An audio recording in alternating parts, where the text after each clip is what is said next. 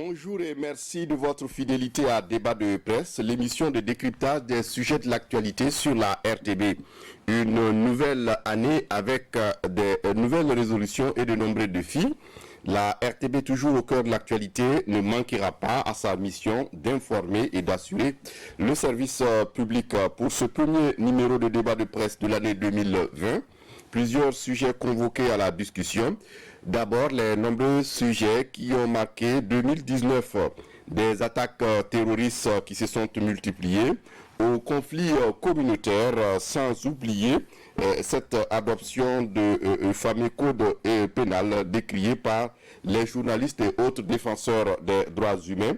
On peut également évoquer le dialogue politique et la fronde sociale en ébullition. Que retenir de 2019? On en parle dans un débat de presse ce matin.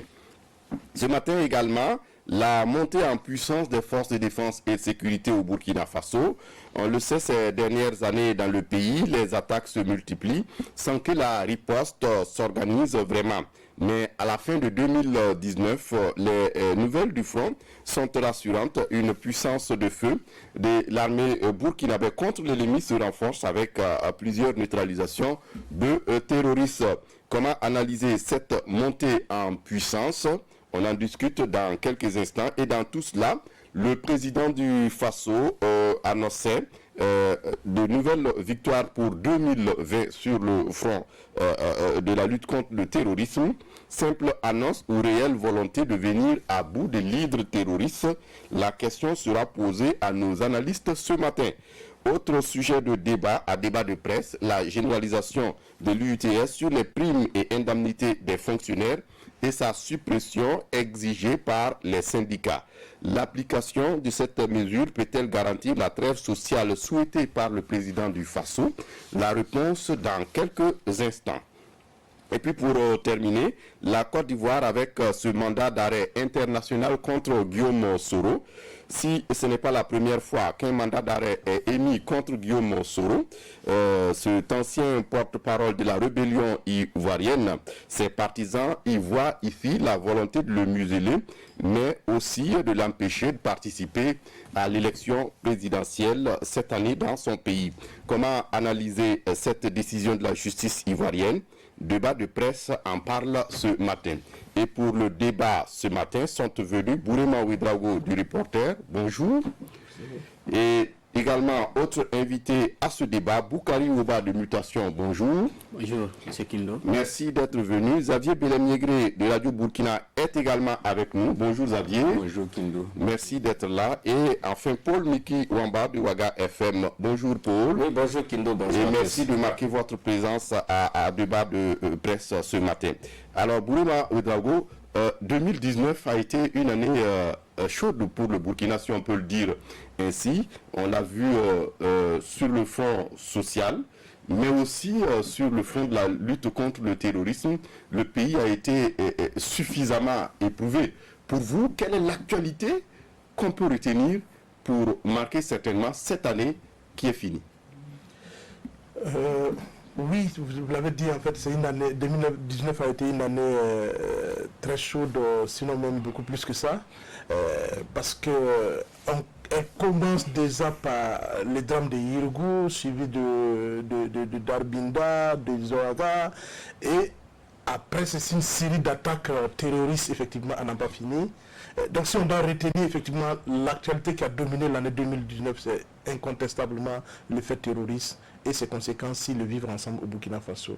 Ensuite, on pourra ajouter effectivement le front social, notamment les grèves, les mouvements d'humeur qui n'en finissent pas, parce que l'autre aspect, c'est qu'on découvre aujourd'hui qu'au Burkina Faso, pour des humeurs, on peut prendre tous les pays en otage et c'est extrêmement grave ce qui nous arrive aujourd'hui.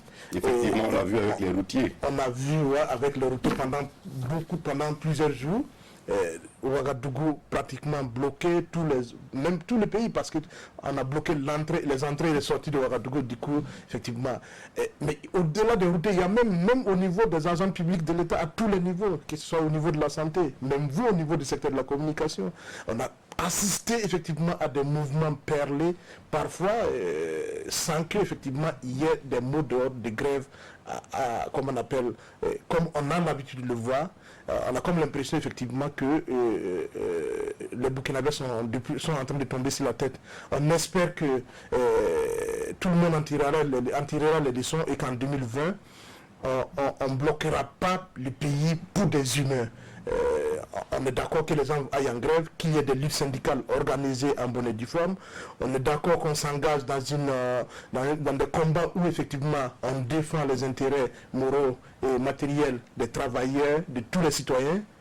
Mais quand même que quand les gens engagent de tels mouvements, qu'on pense effectivement au pays, qu'on pense aux autres citoyens, parce que en fin de compte, on se fait plus mal entre citoyens qu'au niveau des gouvernants, parce qu'apparemment de plus en plus ils s'en foutent. Paul Mikirwamba, est-ce que c'est votre avis également? Oui, je pense que les gouvernants s'en foutent de ce qu'on a vu comme une sorte d'invention, les mouvements d'humeur en 2019 qui se sont multipliés. Non, je pense que Brem a raison. C'est vrai qu'on a connu beaucoup de mouvements sociaux au courant de 2019, mais ce qui a le plus marqué, c'est qu'on a eu à faire un certain laxisme des autorités parce qu'il n'y a pas eu de répression à la hauteur justement contre ces mouvements qui n'étaient pas organisés comme il a dit. C'est vrai que l'année a été marquée justement par des grèves officiellement décrétées. Mais il y a eu quand même entre-temps l'avis du Conseil d'État. Oui. Mais ça n'a pas changé grand-chose. C'est un avis qui a été émis. Mais après cela, on a vu également qu'il y a d'autres mouvements d'humeur qui ont poursuivi. Je pense que ce qu'il aurait fallu faire à un moment donné, c'était cette fermeté. On est d'accord qu'il y a des syndicats qui sont bien organisés, qui lancent des mots d'ordre de grève à travers des préavis qui sont déposés sur la table du président du Faso. Mais à côté de cela, 2019 a été marqué par une série de mouvements d'humeur, comme il a rappelé. On a d'ailleurs commencé l'année avec le mouvement d'humeur des financiers. Vous savez certainement qu'avec l'adoption de la loi des finances, ils sont rentrés en mouvement d'humeur jusqu'à ce qu'on ait eu un protocole d'accord qui est tenu secret et qui a permis justement à faire taire justement ce mouvement qui était lié à l'absence de réseau. Tout le monde savait que c'était un mouvement d'humeur. Il n'y a pas eu de sanctions. Aujourd'hui, je dis que si on avait une étude sérieuse qui était menée sur l'impact financier de tous ces mouvements d'humeur, que ce soit côté financier et dans les autres secteurs d'activité, on allait peut-être tomber des nues pour voir comment est-ce qu'on a perdu beaucoup d'argent et comment est-ce qu'on a mis le développement du Burkina par la faute de ces mouvements d'humeur. On espère bien que ça sera donc à tenir pour 2020. Maintenant, je voudrais ajouter à cela également pour 2019 que, comme l'a dit Bourem, on a connu malheureusement une série de conflits intercommunautaires en commençant par Yirgou et ensuite on a connu des attaques terroristes. Je crois bien que l'année 2019 aurait été la plus meurtrière en termes d'attaques terroristes depuis que l'on a connu le début de ces attaques en 2016. Maintenant, à cela également, il y a bien d'autres choses qui s'ajoutent. Et sur le plan justement de la riposte, on se réjouit du fait que les dernières semaines de 2019 ont été marquées par une montée en puissance de l'armée du Burkina. Ça, c'est un élément important qu'il faut donc marquer. On a constaté que nous avons une armée qui est suffisamment courageuse face aux terroristes et j'espère bien que ce même courage sera maintenu et reconduit pour 2020 afin que le terrorisme soit combattu. Mais à côté de tout cela, on a également d'autres actions comme la question de la bonne gouvernance où on n'a pas vu d'avancée notable au courant de 2019 parce qu'il y a eu quand même quelques cas de corruption qui sont restés impunis, en commençant d'ailleurs par la présidente du Faso, où des médias ont dénoncé certaines pratiques qui n'ont pas été punies. Je pense bien que l'exemple devrait venir de la présidence, c'est pour ça que j'insiste justement sur cette institution. Et avec ça également, on a bien d'autres actions qui ont été posées au courant de 2019, qui sont de nature justement à remettre entre parenthèses le développement de notre pays. Et on ne peut qu'espérer que 2020 sera meilleur par rapport à 2019 parce que ce sont les mêmes vœux qu'on avait formulés à la fin 2018. Malheureusement, l'année a été, j'allais dire, pire que celle précédente. On espère que 2020 sera meilleur en tout cas. Boukari Ouba. Oui, on pourra le dire depuis 4 ans ou pratiquement 5 ans, les années se suivent et se ressemblent sous le régime du MPP. Vous demandez qu'est-ce qui a été l'actualité la plus marquante de 2019. Pour moi, c'est la même actualité que celle qui a marqué 2018 et même 2017. il y a deux sujets essentiels, c'est le front sécuritaire et sur le front social au niveau des travail, notamment de la fonction publique. Sur le plan de la sécurité, mes prédécesseurs l'ont dit, 2019 a été très meurtrière puisqu'elle a commencé déjà dans le sang avec le double drame de Yirgou, à savoir l'assassinat du chef de Yirgou ainsi que des membres de sa famille. Et de cet assassinat, il en est résulté donc des représailles qui ont conduit selon certains à plus de 200 morts et selon le gouvernement à environ une cinquantaine, 49 exactement, donc selon les sources gouvernementales. Donc vous voyez que l'année commence sous un drame et l'année s'est terminée pratiquement dans les mêmes conditions.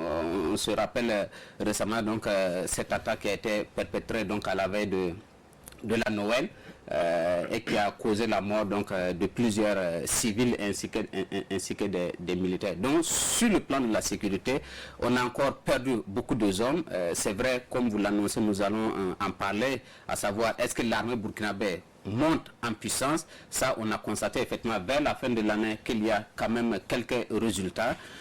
Une façon qui montre que notre armée arrive à s'adapter et à faire face donc à l'ennemi d'une certaine façon.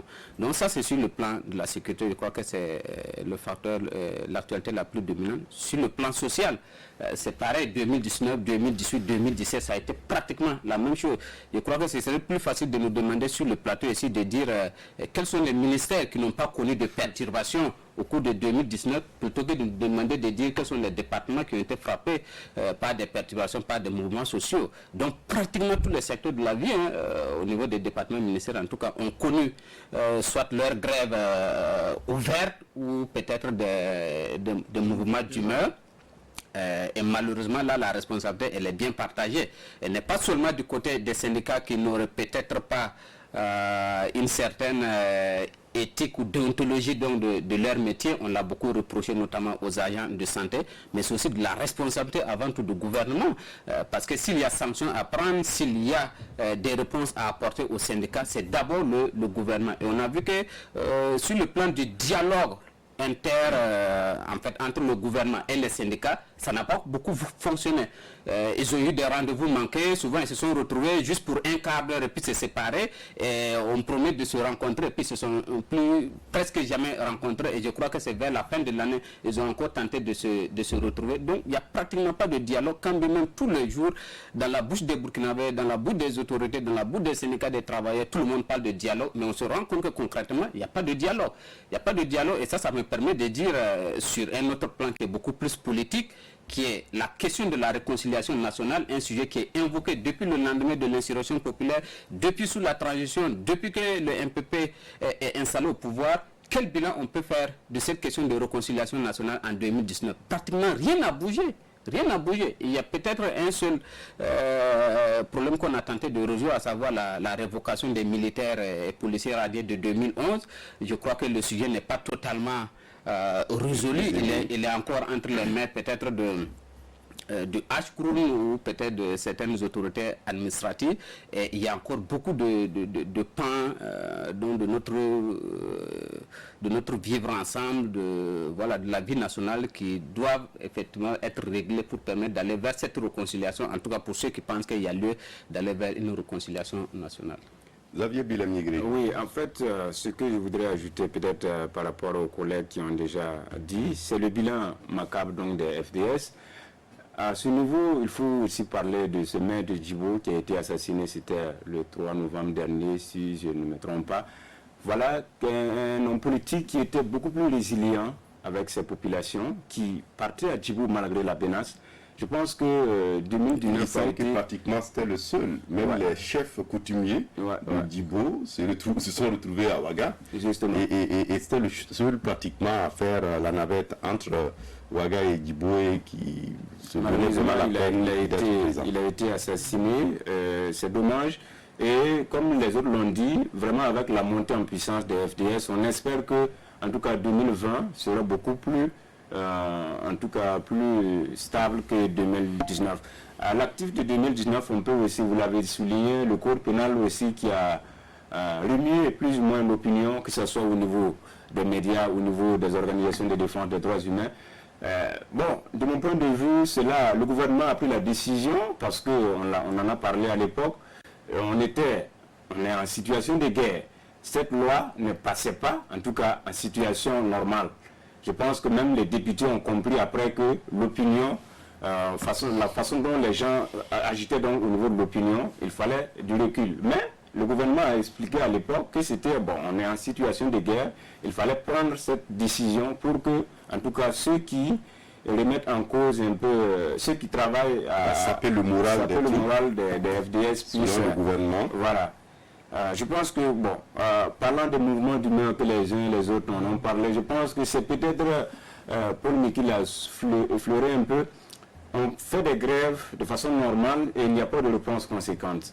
Alors, si vous vous organisez, vous dites vous faites 48 heures de grève, 24 heures ou bien 72 heures, c'est ça qui est plus ou moins reconnu au niveau de la loi. Les textes n'ont pas prévu les mouvements d'humeur. Malheureusement, les gens sont dans ce mouvement d'humeur. Ça fait que, bon, il n'y a pas quelque chose de tangible pour sanctionner.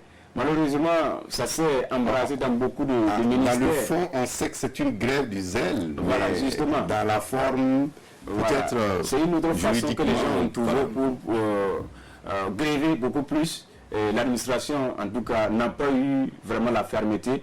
Peut-être en 2020, il faudrait vraiment penser à des sanctions pour qu'on ne revive pas ce qu'on a vécu en 2019. Oui, Bourema, il a évoqué l'adoption du code pénal pour, soit, dit-on, sanctionner tous ceux qui sapent le moral des troupes, mais on l'a vu, la fin de cette année 2019, un peu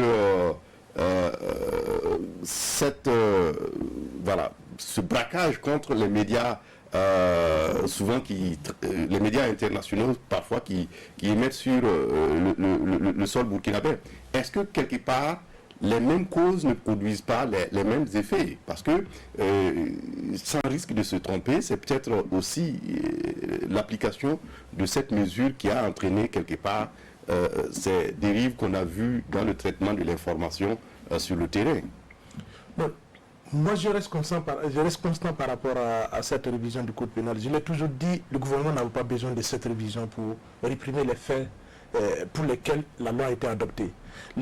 Tous les juristes l'ont dit, en tout cas nous, tous les juristes, tous les experts que nous avons contactés en son temps l'ont dit clairement que c'est une question de responsabilité, une question d'application des textes. Si le gouvernement assume pleinement ses responsabilités, que la justice assume pleinement ses responsabilités, les textes en l'état permettent de réprimer effectivement ceux qui sapent le moral des troupes. Ça, on n'avait pas besoin de la révision de ce code pénal.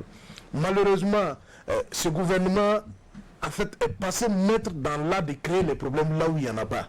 Ça dit là où on n'a même pas besoin effectivement de susciter de la colère, il faut qu'il suscite la colère. Je ne sais pas pourquoi, mais on a comme l'impression que dans ce gouvernement, il y a comme une très mauvaise appréciation de la réalité du terrain.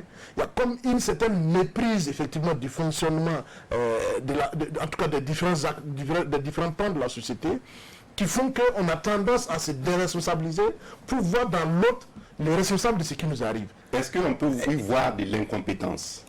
Moi je crois que c'est effectivement, on veut cacher une certaine incompétence parce que, souvenez-vous qu'au moment où on a adopté cette loi, c'était au moment où nos forces armées subissaient beaucoup de pertes et qu'on essaie de relayer.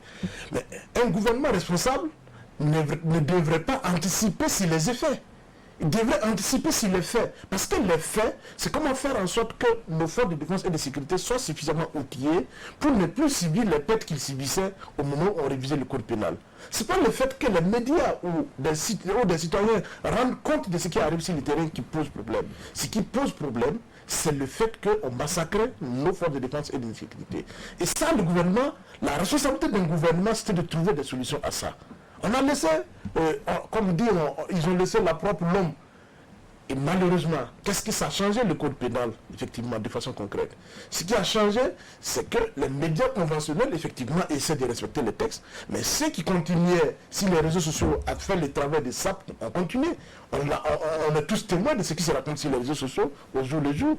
Mais en même temps, si vous créez les conditions pour museler la presse conventionnelle, vous ouvrez la porte effectivement à ce que ce soit l'extérieur qui donne l'information. Et moi j'ai riais quand j'entendais le ministre Aladin vers la fin de l'année en train de critiquer les médias internationaux. Mais ce sont les mêmes ministres qui, à la moindre occasion, coupent derrière ces médias internationaux au mépris des médias nationaux. Donc, c'est le revers de la médaille. Ils ont créé une situation, ils ont les conséquences qu'ils assument au lieu de pleurnicher. Oui, Paul Mikilwamba. Alors, je voudrais dire qu'il a raison, quand on parle justement de ce code pénal adopté pour réprimer ceux qui sapent le moral des troupes. Alors moi, je reste également toujours convaincu que si on pouvait donner la parole aux forces de défense et de sécurité, si vous, vous avez la possibilité d'organiser un débat comme vous le faites avec nous, avec des militaires. Il semble que c'est la grande muette. C'est la grande muette, on en convient. C'est pour ça que je dis, si ils avaient la possibilité de s'exprimer comme nous le faisons, on n'allait peut-être pas entendre parler d'écrits des journalistes, des publications sur les réseaux sociaux qui soient des éléments premiers de nature à saper leur morale.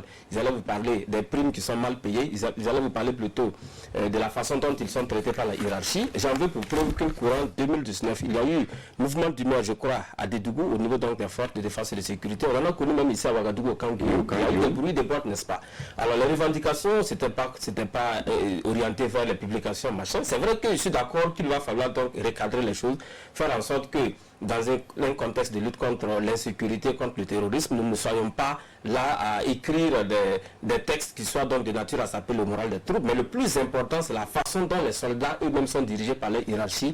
La preuve, c'est que toutes les revendications exprimées ou non exprimées renvoient bien évidemment à la gestion de cette hiérarchie. Donc je crois que c'est là qu'il faut voir les choses. Est-ce qu'aujourd'hui, les soldats qui vont lutter dans le Sahel du Burkina ont une rémunération conséquente à la hauteur du risque qu'ils prennent? Est-ce qu'ils sont suffisamment bien traités comme ceux qui vont dans les forces, dans les missions d'interposition des Nations Unies à l'étranger? Voilà autant de questions qu'il faut se poser aujourd'hui. Je pense bien que c'est là qu'il faut encourager les soldats à travers des motivations sur le plan, j'allais dire financier, et également sur le plan de l'armement et tout. Je crois que ce sont les vraies revendications, mais cette question de saper le moral à travers les écrits des médias, on est allé jusqu'à l'Assemblée nationale pour modifier le code pénal, comme vraiment l'a dit. C'était un puissant coup d'épée dans l'eau, ça n'a produit aucun effet. Et je pense qu'il faut revoir les choses ailleurs. Voilà ce que je pense, c'est là. Oui, Boukari Ouba, pour terminer sur ce sujet. Non, bon, par rapport à ce sujet qui a fait l'actualité ces derniers jours de l'année 2019, moi je ne crois même pas qu'il y ait eu véritablement de dérive de la part des médias. Je ne comprends pas ce qu'on reproche à ces médias-là. Que moi, en tant que journaliste, ou bien disons même certains membres du gouvernement aujourd'hui, que je prends que ce soit Chérissé, que ce soit le ministre Rémi Dandino, que ce soit Alpha Barré, je ne vois pas qui parmi ces trois-là, en tant que journaliste, je ne parle pas de membres du gouvernement, dans son organe, pendant qu'on a tué 35 civils, on a tué 31 femmes qui étaient au bord d'un point d'eau, qu'on occulte ce sujet-là par rapport au fait que nos militaires auraient tué 80 terroristes. Et ils refusent le droit aux journalistes de douter éventuellement du nombre de terroristes qui ont été abattus. Mais où est la faute professionnelle ici qu'un journaliste s'interroge si réellement on a tué 80 terroristes? Parce qu'on sait que si on annonce, on ne peut pas annoncer 5 soldats burkinabés alors qu'on n'en a pas perdu 5 soldats. La question ne se pose même pas. Mais on peut bel et bien annoncer effectivement on parle de des terroristes tués alors qu'on n'en a même pas tué. C'est bien possible. Parce qu'eux-mêmes membres du gouvernement nous disent que c'est une guerre de communication. Donc s'ils nous informent que c'est une guerre de communication, c'est pour dire qu'ils peuvent nous donner des chiffres qui en réalité ne reflètent pas la réalité. Mais que c'est plutôt une stratégie de communication pour eux de dire qu'on a tué autant de terroristes alors qu'en réalité on n'en a pas tué autant. Je dis, l'événement à la veille de Noël là, c'était pas véritablement les 80 terroristes tués. C'est bel et bien les 35 civils tués et notamment les 31 femmes qui ont été tuées, qui ont laissé des orphelins qu'on nous a transportés ici à Ouagadougou. Tu ne peux pas être un média et puis occulter ça par rapport au fait qu'on a tué 80 terroristes. Il nous dit que c'est une guerre de communication. Alors qu'il recrute des communicateurs et laisse les journalistes faire tranquillement leur travail. Moi, j'ai lu ces papiers-là des correspondants de presse ici au Burkina. Je ne vois pas quelqu'un qui puisse reprocher du point de vue professionnel le travail que ces confrères-là ont fait. Il n'y a rien. Est-ce qu'il y a un problème avec la véracité des faits? Non. Quand quelqu'un décide de parler des 35 morts plutôt que de parler des 80 morts, est-ce qu'on invente les faits? Les faits sont là, les faits sont sacrés. C'est de ça que nous parlons. Il n'y a pas eu de faute professionnelle. Il y a ce que le gouvernement veut, et véritablement ça, disons le tout net. le gouvernement ne peut pas avoir tout ce qu'il veut.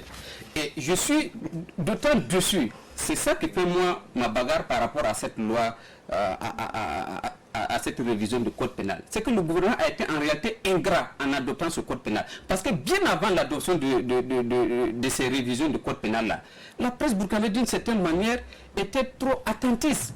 Il y a des sujets qu'on laissait passer. Absolument. Parce que tout simplement, ça n'arrange pas la situation nationale et on fermait les yeux là-dessus. On fermait les micros sur ça. On observe il y va de la responsabilité sociale du bien sûr, journaliste. il y a déjà beaucoup d'autocensure à l'intérieur des rédactions pour qu'aujourd'hui on veut nous imposer une certaine censure en adoptant des lois qui d'ailleurs ne peuvent pas être appliquées. Parce que depuis qu'on a adopté ces lois, moi je ne me suis jamais posé la question si en écrivant là je respecte ce code pénal ou pas. Je ne me suis jamais posé cette question. Jamais. Non, justement sur ce texte-là, le gouvernement nous avait, moi en tant que responsable de la commission professionnelle, je dirais qu'on nous avait dit en son temps que les médias ne sont pas concernés. Je lui ai dit, mais comment vous pouvez réviser une loi de portée générale et dire que les médias ne sont pas concernés? À moins que vous ne le dites clairement dans le texte. Parce que si vous ne le dites pas, ce n'est pas vous qui interprétez le texte, c'est le juge. Et si ça arrive, si le bureau du juge, il ne va pas dire, toi tu es journaliste professionnel ou tu es activiste sur Facebook. En fait, le problème c'est qu'on a adopté une loi en visant un groupe d'individus tout en oubliant que la loi est de portée générale. Et c'est ça le gros problème avec ce gouvernement. Et c'est parfois aussi la légèreté avec laquelle on aborde certaines questions sensibles qui posent problème avec ce gouvernement-là. Oui. Voilà, on aura l'occasion en 2020 de revenir certainement sur tous ces sujets et bien d'autres. Mais on passe au second sujet. Paul Miki, la montée en puissance ces derniers jours, pour ne pas dire ces dernières semaines, de nos forces de défense et de sécurité, et on le voit, l'hydre terroriste continue toujours de s'aimer la terreur, pas seulement au Burkina, mais au Mali et par exemple au Niger, mais on l'a vu également, cette montée en puissance, cette puissance de feu de l'armée contre l'ennemi suite à des opérations réussies qui ont permis de neutraliser des terroristes. C'est bon pour le moral? Oui, c'est bon pour le moral. Je pense que c'est bon à prendre, cette montée en puissance. Moi, l'analyse que j'ai faite, c'est que de 2016 à 2019, on a connu certainement un tâtonnement dans la réaction des forces de défense et de sécurité, il faut le reconnaître. Il y a eu beaucoup de moments où on avait des attaques terroristes ciblées sur le FDS sans qu'on n'arrive même à attraper ne serait-ce qu'un seul cheveu des terroristes. Rappelez-vous ce qui s'est passé à Nassumbu, la première attaque de Nassumbu, où on a pratiquement surpris le FDS. Il y a eu un bilan macabre, on ne sait pas qui a perpétré cela, aucun terroriste n'a été attrapé. Donc nous sommes dans une situation où les FDS, de mon point de vue, on n'était pas habitué à cette lutte, à cette guerre, parce que c'était une première dans l'histoire de notre pays, où on a affaire à une guerre asymétrique, avec un ennemi invisible. On a parlé de guerre de 4e génération. Donc aujourd'hui, je crois bien qu'au fil des années, les FDS se sont formés sur le terrain, ils se sont formés sur le tas et très rapidement, et c'est ça qui permet justement d'avoir ces résultats, parce qu'ils ne tombent plus dans les pièges comme c'était le cas aux premières heures de l'offensive contre les terroristes. Et on a constaté effectivement qu'il y a eu justement ces ripostes qui ont permis de neutraliser des terroristes par dizaines. Et on a vu également une armée nationale qui communique de plus en plus sur ces terroristes qui sont abattus. Donc c'est bon pour le moral, comme vous l'avez dit, et il va falloir donc continuer dans cette lancée. Mais en même temps également, on aura constaté malheureusement que les terroristes ont changé de stratégie. Ce n'est pas pour rien qu'ils continuent malheureusement donc à s'attaquer à certains groupes, non plus seulement les FDS, mais également des civils. On a vu le cas de Arbinda où des civils ont été lâchement abattus, et très récemment en 2019, et pas plus tard que hier, 2020 pardon, pas plus tard que hier, il y a eu cette attaque contre le bus qui transportait des élèves. Donc il y a des élèves déplacés tout à fait, du fait du terrorisme. Voilà, tout ça, ça montre qu'il y a eu quand même un changement de tactique au niveau donc des terroristes. Ça montre aussi que c'est cette montée en puissance de l'armée qui fait peut-être qu'ils s'en prennent désormais aux civils, parce que l'armée se trouve dans une posture où il est difficile justement de s'attaquer désormais au FDS. Donc je crois qu'il va falloir donc maintenir cette pression pour 2020. Je réitère donc ma proposition. Il faut être beaucoup plus attentif au niveau donc des revendications exprimées ou non exprimées des FDS en ce qui concerne leur motivation sur le terrain, en ce qui concerne la qualité des armes qu'on met à leur disposition. Et je pense bien que c'est ce qu'ils demandent chaque fois. En témoin et la sortie sur le terrain du ministre de la Défense avec le chef d'état-major général nationale des armées. On n'a pas entendu toutes les revendications, mais du peu qu'on a entendu, il s'agit encore une fois des questions d'outils d'opérationnalisation sur le terrain. Donc il s'agit de questions d'armement. On n'a pas entendu parler on n'a pas entendu les militaires parler des écrits des gens sur les réseaux sociaux ou dans les médias. Je pense bien qu'ils font fi de cela et c'est déjà très bien.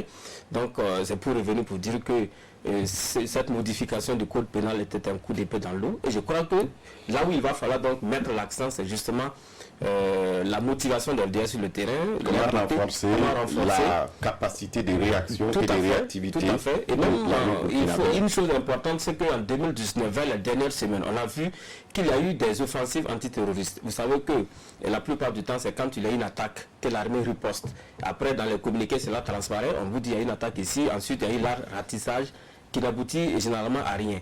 Mais pour 2019, vers les dernières semaines, on a vu des offensives. C'est-à-dire qu'on n'a pas attendu qu'il y ait une attaque. L'armée s'est déportée sur la base de certains renseignements et pour aller neutraliser des nids antiterroristes. Ça, c'est très important en termes d'offensive. Il y a eu un événement pareil à Pau, en tout cas dans le centre-sud du Burkina et dans l'Est également, et même dans le Sahel.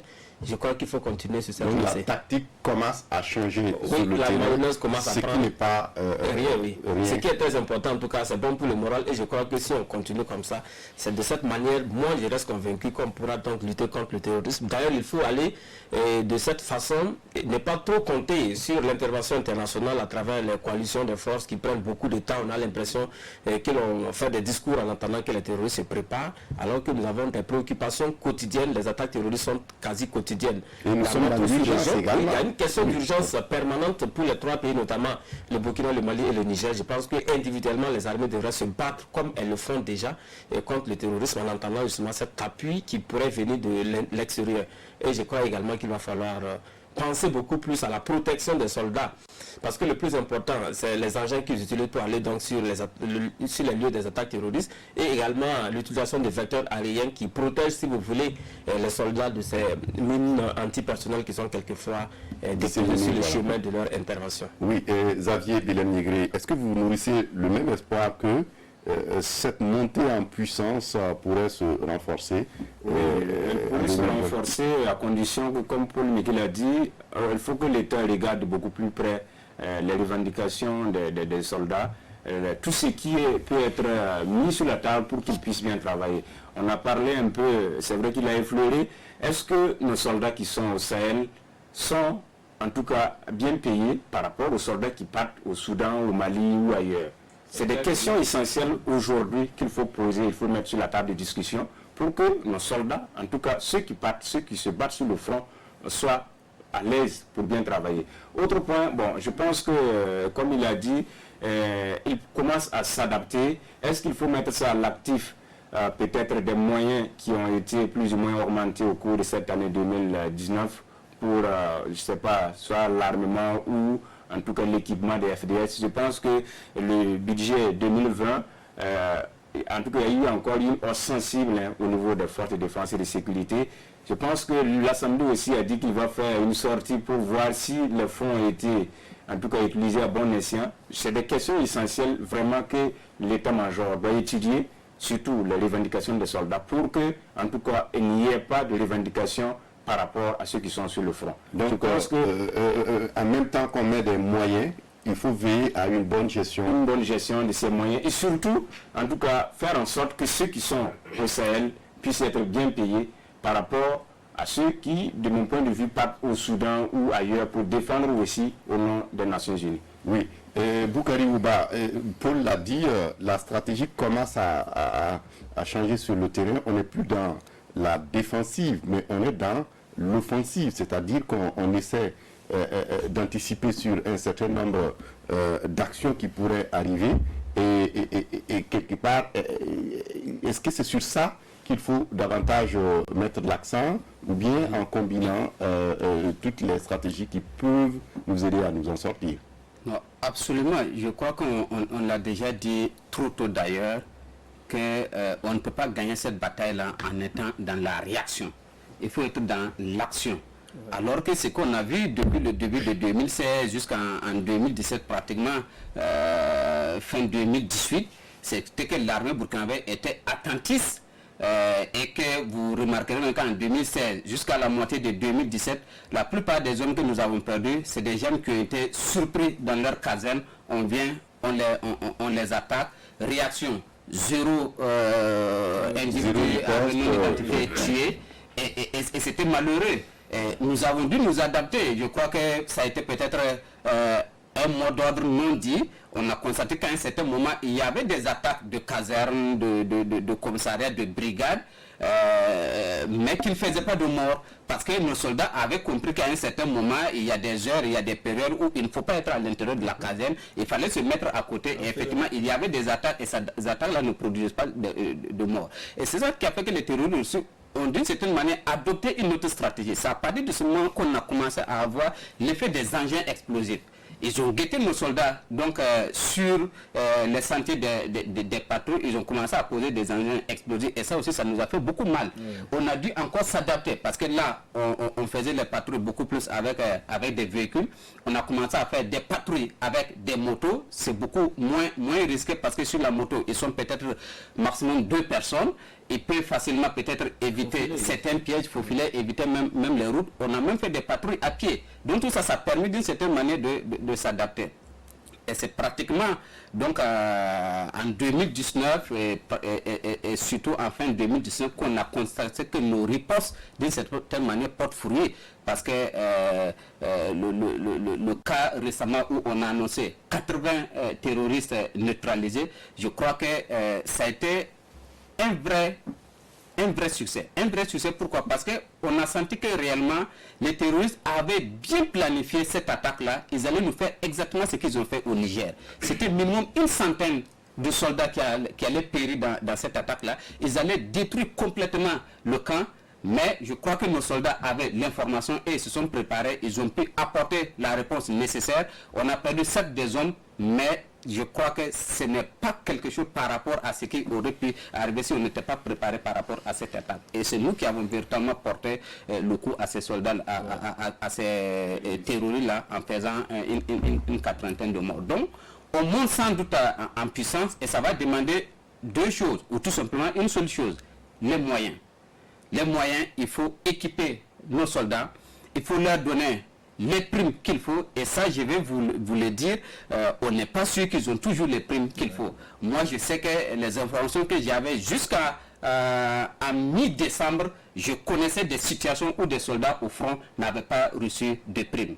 C'est peut-être ça qui avait été rapporté lors d'une mission gouvernementale sur le terrain. Moi j'avais des informations, parce que ce que le gouvernement croit souvent, c'est qu'il pense que ce n'est un secret pour personne.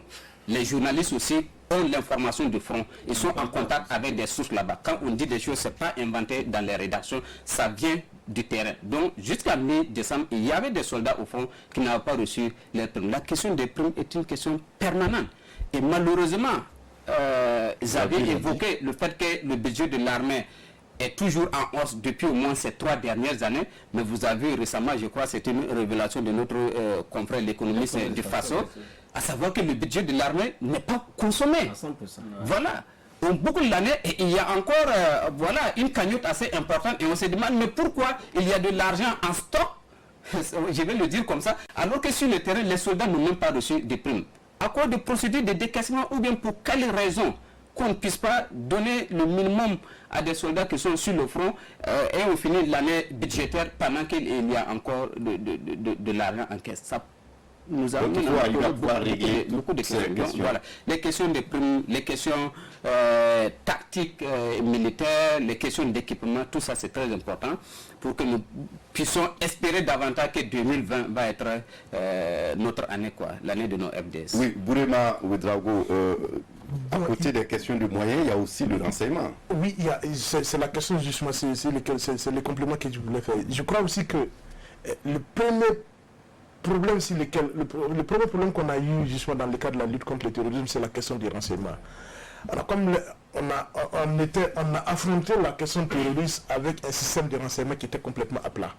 Parce que après la transition, l'affrontement RSP, Pro-Zida ou je ne sais quoi, il y avait une diversité de sources de renseignement qui ne favorisait pas effectivement le système global de renseignement. Donc il fallait reconstruire ça et tous les spécialistes en matière de lutte contre le terrorisme disent que le premier élément à la matière, c'est la question des renseignements. Si on n'a pas les renseignements, on subit les coups au moment où effectivement ils arrivent.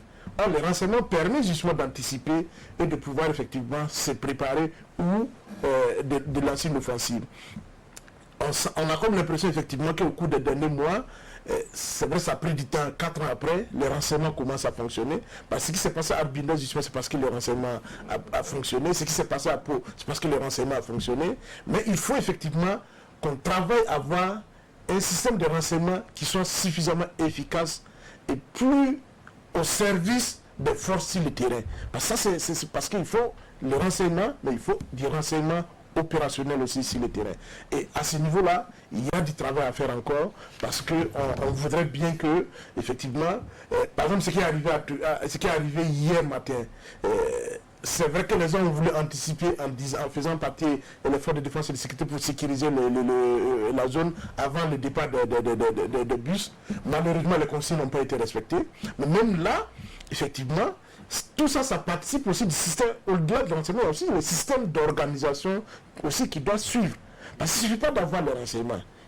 Après les renseignements, il faut pouvoir s'organiser aussi pour faire en sorte qu'on puisse protéger les vies et que les citoyens aussi, à ce niveau aussi, doivent contribuer.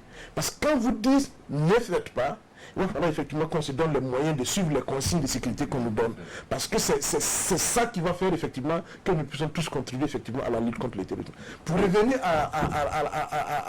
aux questions liées à, comment on appelle, à la montée en puissance, il faut qu'effectivement, au-delà de la montée des résultats sur le terrain, ce qu'on voit sur le terrain, il faut qu'il y ait effectivement en termes de montée en puissance sur les questions de gestion, sur les questions de management des jeunes, parce que c'est plus important. Une armée opérationnelle a besoin aussi effectivement de bons managers, des gens qui savent mettre les ressources et les moyens au moment où il faut pour stimuler les hommes sur le terrain. Sinon, effectivement, quand les gens sont sur le terrain avec des inquiétudes sur des questions basiques, il ne faut pas compter sur eux pour vous protéger parce que c'est des questions de survie personnelle. Et ça, c'est un autre problème.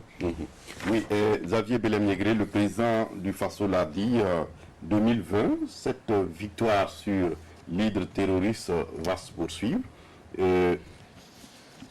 On l'a dit également, il faut renforcer les moyens sur le terrain, mais il faut aussi davantage travailler à une bonne gouvernance. Certainement. Bon, au cours de son discours, on l'a entendu, le mot courage est venu au moins 5 fois. Le président a voulu, de mon point de vue, compatir d'abord à la douleur, à la peine que beaucoup de Burkinabés vivent avec ces attaques terroristes. Et aussi, il faut lire à travers ce discours un message d'espoir. C'est vrai qu'il a dit un peu, tout compte beaucoup plus dans le jeu du G5 Sahel. Parce qu'au milieu de son discours, il a dit, mais est-ce que le G5 Sahel, cette situation qui, de mon point de vue, ne bouge pas, peut venir à bout de ce terrorisme que nous vivons actuellement? Moi, je pense qu'il faut, comme les uns et les autres ont dit, il faut de la bonne gouvernance au niveau de l'armée. Il faut mettre les moyens pour les soldats qui sont sur le terrain. Sinon, le G5 Sahel, en tout cas au regard de ce que nous vivons actuellement avec les décaissements qui traînent, le G5 Sahel ne pourra pas nous aider véritablement dans la lutte contre le terrorisme. Il faut compter vraiment sur nos soldats qui sont sur le terrain et à travers la bonne gouvernance au niveau de l'armée, il faut débloquer les fonds pour le FDS. En attendant la rencontre de clarification du 13 janvier pour voir clair dans ce qui va se passer sur le terrain. Eh bien, on va essayer de poursuivre. On aura l'occasion de revenir certainement sur tout cela. L'autre sujet qu'on va évoquer, c'est la généralisation de l'UITS sur les primes et les indemnités des agents publics. Et cette position devant debout des syndicats. Or, le président, dans son discours, avait appelé à une trêve sociale. Est-ce que il n'y a pas une sorte de contradiction si le gouvernement tient à l'application de cette mesure? Est-ce qu'il ne faut pas craindre une ébullition, voilà, une éruption du volcan, certainement? Boukari. Certainement, certainement, puisque je crois les syndicats annoncent les couleurs depuis et ils l'ont davantage annoncé à l'occasion du 3 janvier, c'était récemment donc la commémoration du 3 janvier 1966. Donc la question qui préoccupe aujourd'hui les syndicats, c'est véritablement cette question de l'UTS. Mais on voit que le gouvernement y tient fermement. C'est une question qui a plusieurs dimensions. Il y a l'aspect certes technique, c'est une question économique, donc de finances, mais c'est surtout une question politique aussi. Vous savez, l'UTS faisait déjà l'objet de revendications.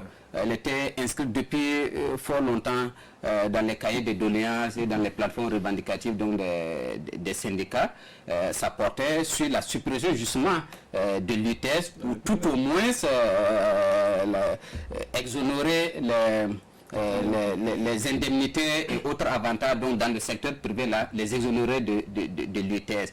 Et c'est contre toute attente, en tout cas pour les syndicats, que le gouvernement aujourd'hui généralise donc l'UTS au niveau de la fonction publique aussi, aux primes et indemnités. Donc il est tout à fait normal, en tout cas c'est pas surprenant que les syndicats aujourd'hui en fassent une question centrale donc de leur lutte. Et vous le dites bien, le président lui, il demande une trêve sociale et il y a ce sujet-là qui malheureusement a été d'une certaine manière occulté dans ce discours. Au passage, il faut dire que personnellement, je n'ai pas du tout apprécié le message du chef de l'État à l'occasion de ce nouvel an. Un message d'abord très court, 8 minutes, ou peut-être même 7. C'est pas la priorité du message qui fait sa force, sa puissance et pourtant aussi, parce que moi j'ai saisi il peut parler en 2 minutes, mais en 2 minutes, il peut dire des choses qui intéressent le quotidien des Burkinabés. Peut-être, mais nous sommes là pour une émission de 1 heure de temps. Peut-être qu'on ramènera cette émission à 5 minutes et on verra ce que ça va donner. Non, cette émission a besoin de 1 heure minimum pour qu'on puisse décrypter l'actualité nationale. Si vous ramenez cette émission à 5 minutes, je vais devoir partir parce que ça ne suffira pas à Xavier de dire ce qu'il pense de l'actualité nationale. Donc le président de Faso, pour 1 an, parce que c'est un message qu'il adresse à la nation une fois seulement l'année. Donc une fois seulement l'année, on donne l'occasion au chef de l'État de s'adresser au Burkinabé. Et le chef de l'État n'en prend que 7 minutes. 8 minutes pour parler au Burkinabé. Je trouve que ce n'est pas suffisant. C'est pas suffisant. Parce que je vous dis, au même moment, moi j'ai écouté les autres chefs d'État. J'ai suivi le discours de Ibeka. C'est minimum 15 minutes. Vous avez suivi le discours de Nicolas Sarkozy. Macron, pardon. Il a fait un quart d'heure. Moi, j'ai écouté le président Issoufou du Niger. J'ai écouté Alpha Condé. Je vous dis, tous ces présidents sont dans la dizaine. C'est minimum 15 minutes. Mais Boukari, on ne va pas trop insister sur ces aspects. C'était une parenthèse, mais c'est pour dire justement que le président, il fait des annonces. Or, il ne suffit pas de faire des annonces. Il y a des questions sur lesquelles il doit s'attarder. Et sur cette question de trêve sociale, dans son discours, il ne s'y est pas attardé. Il dit seulement qu'il le rappelle. Et je vous dis que ce n'est pas dans le premier discours ou dans le seul discours où il demande une trêve sociale. Ouais. Il a dit plusieurs fois. Quel est le bilan?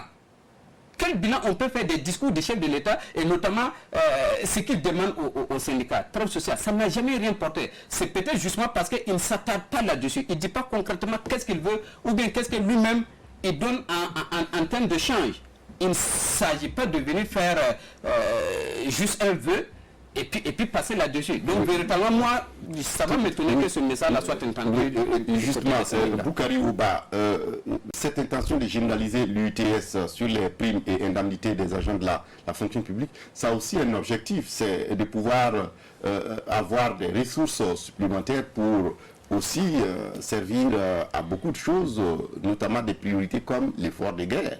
Oui, je suis d'accord, parce qu'il va falloir chercher de l'argent, mais là où je donne raison aux syndicats qui contestent justement cette généralisation, c'est que l'on n'a pas présenté un bilan de tous ces Burkinabés qui donnent de l'argent à l'État du Burkina. Je pense que l'argent également, il fallait le chercher dans les histoires de corruption, dans les histoires de prêts non remboursés, dans les histoires de faux marchés passés, etc. Quand on fait le bilan des exonérations justement indues, lorsqu'on fait le bilan, on se retrouve donc avec beaucoup de milliards qui se trouvent donc en balade dans les poches des gens. Je pense qu'il faut d'abord faire le bilan de cela, c'est-à-dire lorsqu'on a un gouvernement qui veut faire de la transparence, on aurait dû commencer par là pour dire voici la liste des plus gros voleurs de la République et vous également payez les impôts. Là, les gens seront un peu motivés pour le faire. Donc aujourd'hui, moi je ne suis pas du tout contre le paiement des impôts. D'ailleurs, dans tous les pays du monde, il y a les impôts, même si dans le cas de l'UTS indexé aux primes et indemnités, il y a débat. Déjà le privé le paye cette prime-là. Je pense qu'on aurait pu harmoniser, je suis d'accord qu'on puisse harmoniser parce que tout le monde est contribuable de fait. Maintenant, je donne raison aux syndicats également, et quand on écoute les responsables syndicaux, ils évoquent le fait qu'il y a beaucoup d'argent, beaucoup de milliards à prendre ailleurs. Il faut commencer par là. Je pense qu'on doit avoir donc un État beaucoup plus propre dans les questions de lutte contre la corruption. Moi, je suis, quelquefois, quand on écoute les syndicats, on dit, bon, vous exagérez un peu, mais quand ils ressortent là, avec des cas précis, on ne peut pas ne pas leur donner raison. Je pense qu'il va falloir donc regarder à ce niveau. Donc une rigueur dans la gestion des ressources mises à la disposition des différents services de l'État, mais beaucoup plus aussi la lutte contre peut-être le blanchiment. Le blanchiment, oui, la question de bonne gouvernance économique, c'est très important. Oui, si cette question, je crois effectivement que nous sommes d'accord pour, si le principe effectivement que les syndicats posaient la question de la suppression de l'UTS depuis longtemps et qu'il fallait effectivement faire en sorte, quoique effectivement je fais partie de ceux qui se demandent pourquoi effectivement il a fallu attendre que ça touche le public pour voir les syndicats vent debout, parce que au privé c'est depuis longtemps ça s'appliquait.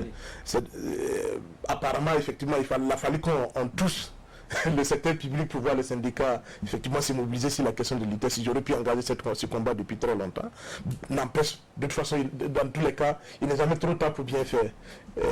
Donc c'est bon déjà effectivement qu'il demande la suppression, et je crois qu'effectivement cette bataille le jour où le gouvernement consent à renoncer au public, ils vont ranger les armes pour abandonner encore les privés, parce que le privé aussi effectivement a besoin qu'on améliore le travail du privé, a besoin qu'on améliore les conditions de vie, les conditions de leurs revenus. Ceci dit, pour la question effectivement de la généralisation de l'UTS, je crois que le gouvernement effectivement, comme je me demande toujours pourquoi le gouvernement a toujours tendance à se tromper de combat. Là où, si c'est les ressources, quand on fait les calculs, moi je crois qu'ils ont évalué ça à 3 milliards là, alors qu'effectivement quand on regarde ce que nous cause la corruption, la malgouvernance, le détournement dans les deniers publics, c'est des dizaines et des centaines de milliards par an. Pourquoi l'État déjà, pour pouvoir demander un effort aux citoyens, aux travailleurs, il faut que l'État montre que là où il y a 1 centime de l'État, il allait les chercher et qu'il n'a pas pu résoudre les problèmes pour lesquels les citoyens ont des attentes vis-à-vis de lui. Mais à partir du moment où les citoyens lui-même voient qu'il y a des ressources que l'État perd ailleurs et que c'est lui qu'on veut pressurer parce que l'État se sent plus fort que lui, là ça pose un problème, et ça pose un problème de justice, ça pose un problème comment on appelle, ça pose même un problème de citoyenneté, tout simplement parce que les citoyens ont comme l'impression qu'en dernier ressort, c'est lui que l'État vient pressurer quand il a des problèmes. Mais l'État est prêt à laisser de l'argent s'échapper partout. Prenons le cas de l'affaire du charbon fer. Il a fallu la ténacité des acteurs de la justice. Le gouvernement n'a rien vu, effectivement. Le plus simple aurait été de débarquer le ministre des Mines pour montrer effectivement que, au moins, on croit en la justice, on le débarque pour qu'il puisse répondre de ses actes. S'il est blanchi, il revient. Mais c'est des actes forts. Au niveau de la présidence, on montre que des gens. On crée des emplois fictifs, on crée des emplois fictifs, qu'on facture des audiences avec les chefs de l'État, et il n'y a rien.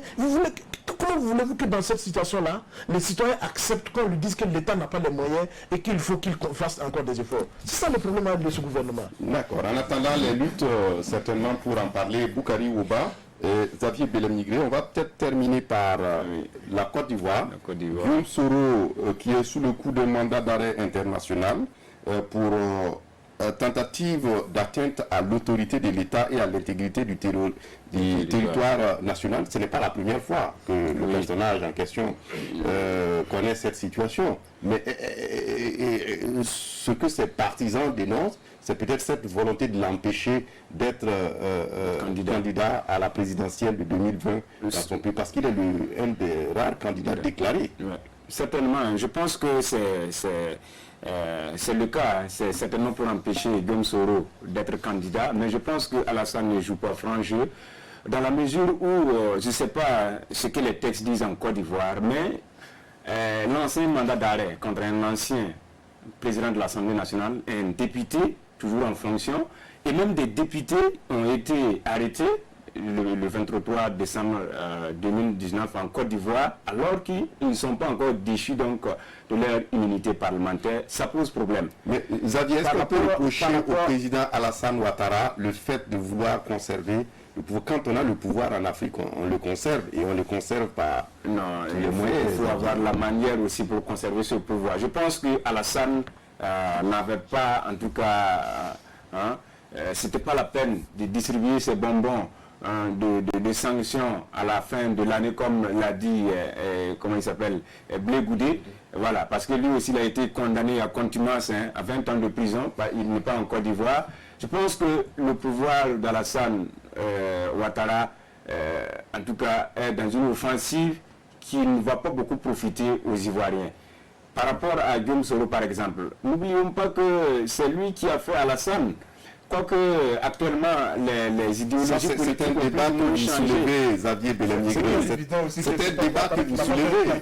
Voilà, peut-être que c'est à la Ouattara qui a fait Soro.